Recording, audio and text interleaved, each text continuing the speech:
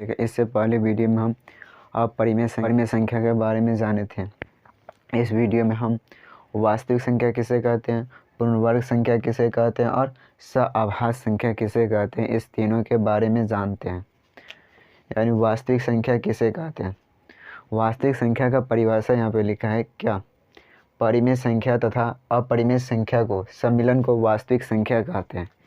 यानी ऐसी संख्या परिमेय तथा अपरिमेय संख्या को सम्मिलन को हम क्या कहते हैं, वास्तविक संख्या कहते हैं। जैसे 2 एक क्या है, यह एक परिमेय संख्या है। √3 क्या है, यह एक अपरिमेय संख्या है। यानी परिमेय तथा अपरिमेय संख्या को सम्मिलन को हम क्या कहते हैं, वास्तविक संख्या कहते हैं।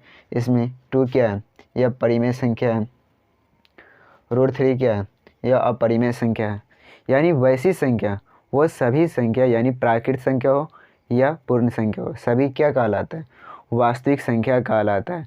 इसका परिभाषा है परिमेय संख्या तथा अपरिमेय संख्या को सम्मिलन को हम वास्तविक संख्या कहते हैं। यानी दोनों को मेल को हम क्या, वास्तविक संख्या कहते हैं।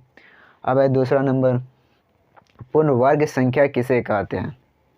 किसी संख्या को वर्ग करने पर कोई नंबर आता हो तो उसे हम क्या कहते हैं, पूर्ण वर्ग संख्या कहते हैं। यानी किसी संख्या को जब हम वर्ग करते हैं तो कोई नंबर आता है, उसे हम क्या कहते हैं, पूर्ण वर्ग संख्या कहते हैं। जैसे 2 का वर्ग करते हैं तो कितना होता है, 4। इसी प्रकार 3 का वर्ग करते हैं तो कितना होता है, 9। यहाँ पर जैसे दिया है कि 1 का वर्ग कितना होगा, 1। 2 का वर्ग कितना होता है, 4। 3 का वर्ग कितना होता है, 9। उसके बाद है कि सआभाज्य संख्या किसे कहते हैं। यह 10th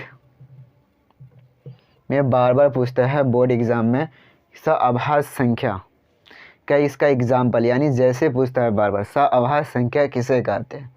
वैसी संख्या जिसका HCF यानी महत्तम समावर्तक करने पर केवल 1 आता हो, यानी 1 आता है, तो उस संख्या को हम क्या कहते हैं, सआभाज्य संख्या। यानी इसका परिभाषा ही है क्या, वैसी संख्या जिसका HCF 1 आता हो तो उसे हम क्या कहते हैं, सआभाज्य संख्या कहते हैं।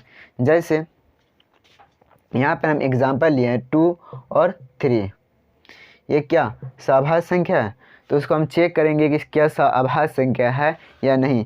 आपका 10th क्लास यानी 10th में ये बराबर पूछता है कि सआभाज्य संख्या का एक ऑब्जेक्टिव रहता है, सआभाज्य संख्या का एग्जाम्पल के। यानी 2 में हम एक तो यानी दोनों में 1 आ रहा है, इसका HCF कितना होता है, 1 होता है।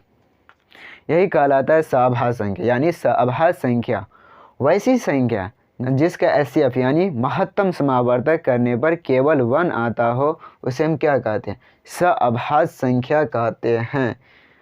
2, 3, 5, 7, 7, 8 ...